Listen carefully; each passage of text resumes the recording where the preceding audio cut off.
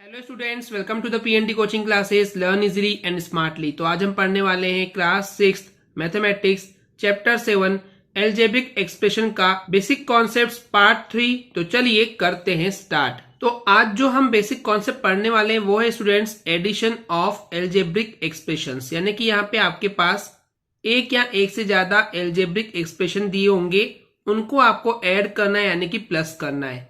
Okay, तो इसके पहले हम देखें कि एल्जेब्रिक एक्सप्रेशन को ऐड कैसे करते हैं। उसके लिए हम आपको दो रूल बताना चाहेंगे स्टूडेंट्स। सबसे पहला rule, only like terms can be added, यानी कि सिर्फ और सिर्फ लाइक टर्म्स को ही आप ऐड कर सकते हो। ओके, बिकॉज हम यहाँ एडिशन देख रहे हैं तो एडिशन के लिए रूल बता रहे हैं कि सिर्फ और सिर्फ लाइक टर्म्स को ही ऐड कर सकते हैं। जो टर्म्स लाइक टर्म्स नहीं होंगी आप उनको ऐड नहीं कर सकते हैं। जैसे कि इसका एग्जांपल अगर हम दिखाएं, यहाँ पे 2x प्लस 3x दिया हुआ है। अब क्योंकि दोनों के पास वेरिएबल सेम है तो वेरिएबल सेम होने की वजह से ये दोनों लाइक टर्म्स हो जाएंगी। तो लाइक टर्म्स हैं तो इनको हम ऐड कर सकते हैं।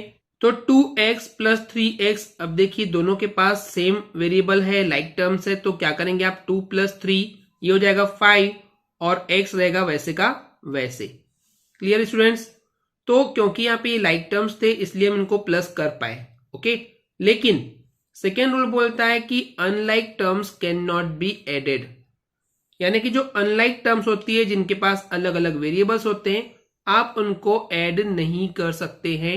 जैसे कि देखिए यहाँ पे 2x प्लस 3y दिया हुआ है। अब यहाँ पे x वेरिएबल है और यहाँ पे y वेरिएबल है, तो दोनों अलग अलग वेरिएबल है तो ये अनलाइक टर्म्स है तो आप इनको प्लस नहीं कर सकते। आप 2 प्लस 3 5 xy नहीं लिख सकते, आपको ये जो चीज दी हुई है वैसे का वैसे लिखना पड़ेगा, यानी कि 2x प्लस 3y। आप इनको ऐड नहीं कर सकते क्योंकि अलग अलग वेरिएबल है, यानी कि ये अनलाइक टर्म्स है। तो अनलाइक टर्म्स को आप ऐड नहीं कर सकते हैं स्टूडेंट्स। ये चीज आपको बस एल्जेब्रिक एक्सप्रेशन के एडिशन के लिए माइंड में रखनी होगी। ओके, तो बस कुल मिला के यही है कि लाइक टर्म्स को ही ऐड किया जा सकता है, अनलाइक को नहीं। तो चलिए इसका एक एग्जांपल देखते हैं जिससे कि आपका कॉन्फिडेंस और भी ज्यादा बढ़ जाएगा। तो इस एग्जांपल में दिया हुआ है स्टूडेंट्स की ऐड करना है यानी कि आपको प्लस करना है। यहाँ पे आपके पास एल्जेब्रिक एक्सप्रेशंस दिए हुए, तो देखिए क्या क्या ऐड करना है।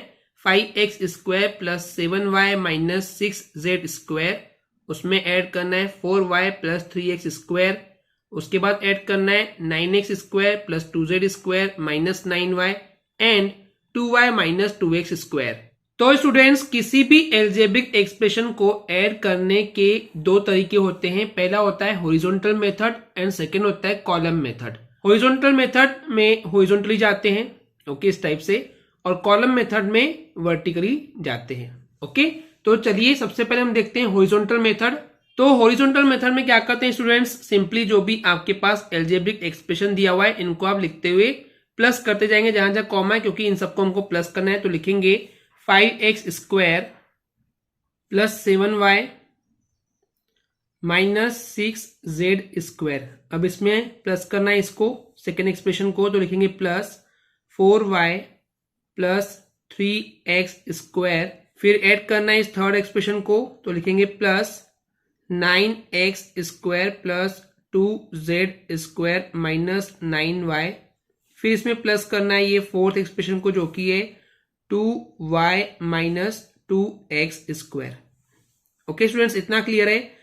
अब देखिए स्टूडेंट्स इसके बाद क्या करना होगा हमको, हमारे पास बहुत सारी टर्म्स हो गई है, इनको सिंपली प्लस करना है। तो प्लस करने के लिए हमने आपको अभी रूल बताए थे कि लाइक टर्म्स को ही प्लस किया जा सकता है, राइट। तो लाइक टर्म्स जो है पहले उनको ढूंढना होगा और उनको एक साथ रखना होगा, ओके, वन बाय वन। देखिए सबसे पहली टर्म कौन सी थी, 5x स्क्वायर, लिखेंगे 5x स्क्वायर। ओके, इतना क्लियर है। अब देखिए कहां पे x स्क्वायर की लाइक टर्म्स है, यानी कि जहां जहां x स्क्वायर है उसको देखिए। अब ये तो नहीं है, y है, ये z स्क्वायर है, ये y है, ये x स्क्वायर है, तो इसको हम इसके साथ लिखेंगे। तो स्टूडेंट्स 3x स्क्वायर के सामने क्या है, सामने का साइन जरूर देखेंगे, उसके सामने प्लस है तो लिखेंगे हम यहाँ पे प्लस 3x स्क्वायर। अब इसके आगे देखिए प्लस 9x स्क्वायर, तो ये भी x स्क्वायर वाला है, तो प्लस 9x स्क्वायर लिखेंगे यहाँ पे, प्लस 9x स्क्वायर। उसके आगे देखिए ये z स्क्वायर है, नहीं चाहिए, 9y माइनस नहीं चाहिए, 2y नहीं चाहिए। अब यहाँ पे 2x², तो फिर से x² मिल गया। इसके सामने क्या है माइनस, तो हम लिखेंगे -2x², लिखेंगे यहाँ पे -2x²। तो क्या समझ में आया स्टूडेंट्स आपको कि लाइक टर्म्स को एक साथ लिखना है। जब तक हम उनको एक साथ नहीं लिखेंगे तो हम उनको एक साथ सॉल्व कैसे करेंगे, क्योंकि लाइक टर्म्स को ही आप ऐड कर सकते हो एंड इवन सब्ट्रैक्ट भी आप लाइक टर्म्स को ही करते हो। ओके, ये चीज हमने ऑलरेडी बेसिक कॉन्सेप्ट्स वाली वीडियो में पढ़ा चुके हैं आपको, राइट। तो देखिए स्टूडेंट्स, सारी x² वाली जो टर्म्स थी यानी कि जो लाइक टर्म्स थी हमने उसको साथ में लिख दिए। अब उसके बाद देखिए क्या था यहाँ पे, उसके बाद है +7y, तो लिखेंगे +7y। तो यानी कि स्टूडेंट्स अब हमको y जो वेरिएबल मिल रहा है, इस y वेरिएबल वाले जितने भी टर्म्स हैं उनको एक साथ लिखना होगा, यानी कि लाइक टर्म्स को एक साथ लिखेंगे। देखिए इसके बाद है z² नहीं चाहिए, ये y आ गया, तो ये है 4y, उसके सामने क्या है प्लस है, तो लिखेंगे +4y। फिर उसके बाद देखिए ये x² नहीं चाहिए, x² नहीं चाहिए, z² नहीं चाहिए, y चाहिए, तो 9y है, उसके सामने माइनस है, तो लिखेंगे -9y। क्लियर है। उसके बाद देखिए ये है 2y, अब 2y के पहले साइन कौन सा है, प्लस, तो लिखेंगे +2y। इतना क्लियर है। तो हमने y वाली जितनी भी लाइक टर्म्स थी उसको भी एक साथ लिख दिए हैं। अब देखिए उसके बाद क्या है, हमने 5x² ले लिए, +7y ले लिए, फिर है -6z², तो इसके सामने क्या है माइनस है, तो लिखेंगे -6z²। यानी कि स्टूडेंट्स अब हमको z² वाली लाइक टर्म्स चाहिए, उनको एक साथ लिखेंगे। चलिए देखते हैं। उसके बाद देखिए y है नहीं चाहिए, x² नहीं चाहिए, x² नहीं चाहिए, z² चाहिए, तो z² में देखिए z² क्या है, ये 2z² है, इसके सामने प्लस है, लिखेंगे +2z²। उसके बाद देखिए y है नहीं चाहिए, y नहीं चाहिए, x² नहीं चाहिए। तो अब स्टूडेंट्स हमने लाइक टर्म्स को एक साथ लिख लिए हैं। अब क्या करना होगा, अब हमको लाइक टर्म्स को प्लस माइनस करना है। अब ये प्लस माइनस कैसे करेंगे, दो तरीके हैं। एक तो आप डायरेक्टली x² वाले को प्लस माइनस कैसे करेंगे, 5 + 3 8, 8 + 9 17 एंड 17 में से -2 करेंगे तो 15, तो 15x² आ सकता है। ये हो गया डायरेक्ट, लेकिन आपको डायरेक्ट नहीं करना है। आपको क्या करना है, आपको दिख रहा है कि x² है, आपको दिख रहा है, तो इसको हम x² जो सेम है उसको बाद में लिखेंगे, जो नंबर्स है उनको पहले ब्रैकेट में लिखेंगे। तो हो जाएगा ये 5, देन +3, फिर प्लस हो जाएगा 9, उसके बाद है -2, इनको ब्रैकेट में डाल दिए, यानी कि सारे नंबर्स को हमने क्या कर दिए, एक ब्रैकेट में डाल दिए। और जो वेरिएबल सेम था सबके पास, ओके, x², उसको एक बार यहां बाहर लिख देंगे, ओके, क्योंकि सेम है ना, तो उसको बार बार नहीं लिखना है। नंबर्स को आप ब्रैकेट में डाल देंगे और जो वेरिएबल है उसको बाहर लिख देंगे। इतना क्लियर है स्टूडेंट्स। तो स्टूडेंट्स ये x² वाली टर्म्स को हमने यहां तक सॉल्व कर लिए। उसके बाद क्या देखिए प्लस है, तो लिखेंगे प्लस, ओके। अब यहां पे देखिए क्या है, अब यहां पे क्या है, 7y + 4y -9y + 2y। तो इसमें भी ऐसे ही करेंगे, जो नंबर्स है उनको ब्रैकेट में डाल देंगे, तो ये जाएगा 7 + 4 -9, क्योंकि -9 है, +2 एंड ब्रैकेट के बाहर लिखेंगे जो वेरिएबल है सेम, उसको लिखेंगे y। इतना क्लियर है स्टूडेंट्स। और हमने यहाँ पे प्लस इसलिए भी लगाया क्योंकि हमको ऐड करने बोला था, ओके। उसके बाद लगाएंगे प्लस, ओके। अब यहाँ पे देखिए स्टूडेंट्स, यहाँ पे क्या है, आपके पास जो ये है z² वाले टर्म्स हैं, तो इसमें भी हम क्या करेंगे, नंबर्स जो हैं उनको सिंपली आप लिखेंगे, तो -6 + 2 और ब्रैकेट के बाहर आ जाएगा z²। इतना क्लियर है क्या स्टूडेंट्स, बहुत सिंपल है। नंबर्स को ब्रैकेट में और जो वेरिएबल सेम था उनको आपने बाहर निकाल के रख दिए हैं ब्रैकेट के, ओके। अब देखिए इसके बाद क्या होगा, अब इसके बाद बहुत ही सिंपल चीज है स्टूडेंट्स। अब यहाँ पे क्या है, आपको सिंपली प्लस माइनस करना है, तो 5 + 3 होता है 8, 8 + 9 होता है 17, 17 में से -2 कीजिए तो 15, तो यह आ जाएगा आंसर 15। और उसके बाद क्या है, x² है, राइट, तो ये हो गया 15x²। क्लियर। फिर देखिए प्लस लगाइए, प्लस आएगा।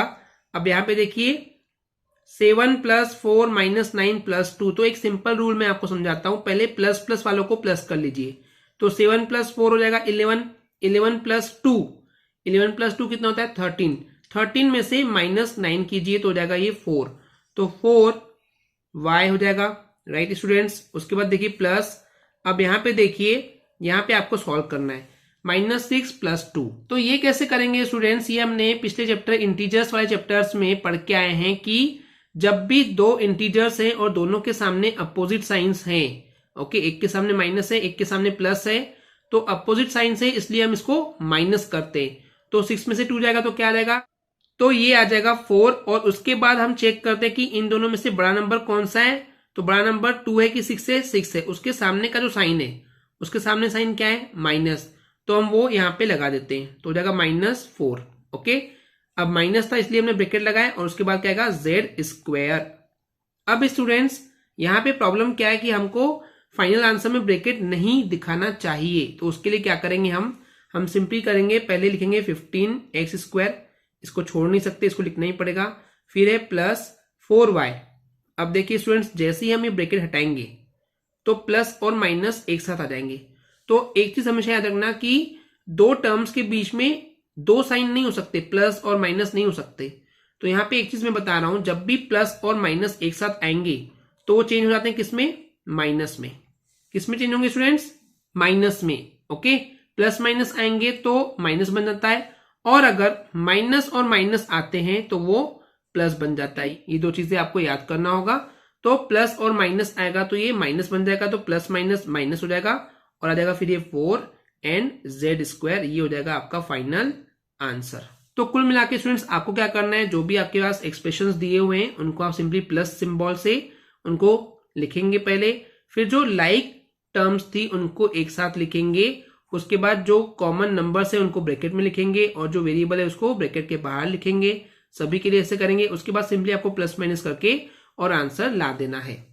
ओके, तरीका क्लियर है। ये थी हॉरिजॉन्टल मेथड, क्योंकि हम हॉरिजॉन्टल तरीके से लिख रहे थे। अब इसी क्वेश्चन को हम सॉल्व करेंगे कॉलम मेथड से, तो चलिए उसको भी देखते हैं। तो देखिए स्टूडेंट्स, हम देख रहे हैं सेकेंड मेथड जो कि कॉलम मेथड। तो यहाँ पे क्वेश्चन में वही सब चीजें दी हुई है। ओके, ये सेम क्वेश्चन है। अब इसको करते कैसे मैं आपको सिखाता हूं। अब देखिए, सबसे पहले जो भी पहली आपके पास एल्जेब्रिक एक्सप्रेशन दिया हुआ है उसको लिखेंगे। तो यहाँ पे 5x² + 7y - 6z², यही दिया हुआ है। उसके बाद सेकेंड एक्सप्रेशन में पहली टर्म है 4y, तो 4y को y वाले के नीचे लिखेंगे, यहां पे नहीं लिखेंगे, इसके नीचे। ओके, कॉलम वाइज अरेंज करना है। तो 4y आएगा यहाँ पे, उसके सामने कोई भी सिंबल नहीं, मतलब क्या है, प्लस, कोई भी साइन नहीं मतलब प्लस होता है, तो +4y। ओके, उसके बाद क्या है, +3x², तो ये x² के नीचे जाएगा, यानी कि इसके नीचे, तो आ जाएगा 3x²। क्या आ जाएगा, ये 3x²। पहले वाले के सामने साइन लगाने की जरूरत नहीं है। ओके, बाय डिफॉल्ट यहाँ पे कुछ भी नहीं, मतलब प्लस है, तो ये प्लस हो जाएगा। तो ये हमने लिख दिए सेकेंड एक्सप्रेशन। अब देखिए थर्ड एक्सप्रेशन, उसमें क्या है, 9x², तो आ जाएगा x² के नीचे, तो हो जाएगा 9x²। फिर क्या है, फिर है +2z²। तो अब इसको यहां नहीं लिखना, ये z² के नीचे ही आना चाहिए कॉलम मेथड में। ओके, तो हो जाएगा ये +2z²। अब यहाँ पे कुछ भी नहीं, तो ये खाली रहने देंगे स्टूडेंट्स, उससे कोई फर्क पड़ने वाला नहीं है। ओके, तो 2z² हो गया। उसके बाद क्या है, -9y, तो ये y के नीचे आएगा, तो -9y। क्लियर है। ओके, अब देखिए फोर्थ एक्सप्रेशन क्या है, इसमें 2y है, तो 2y के सामने कुछ भी नहीं, मतलब प्लस है, तो ये y के नीचे ही आना चाहिए, इधर और इधर नहीं जाएंगे, तो +2y। क्लियर है। उसके बाद क्या है, -2x², तो 2x² के सामने क्या है, माइनस, तो लिखेंगे x² में आएगा, तो जाएगा -2x²। अब आपके पास कोई भी एक्सप्रेशन नहीं बचा, आपने लिख दिए।